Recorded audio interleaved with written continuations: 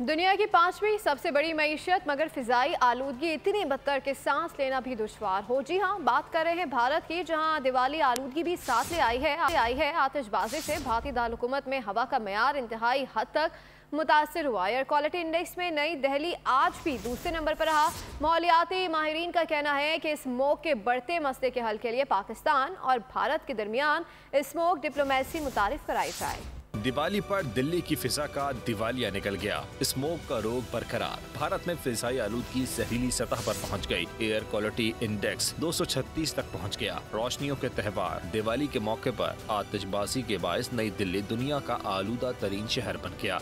पाबंदी के बावजूद दिवाली के मौके पर आतिशबाजी फिजाई आलूदगी में इजाफे का सबब बनी। इंडिया का शुमार दुनिया के बदतरीन आलूदा ममालिक में किया जाता है। दुनिया के 30 बदतरीन आलूदा शहरों में से 22 इस मुल्क में हैं, जहां हर बरस फिजाई आलूदगी से 10 लाख अफराद हलाक होते हैं। हवा के मयार में गिरावट की वजह से नई दिल्ली समेत भारत के मुतअद्दिद शहरों में स्मोक का राज है।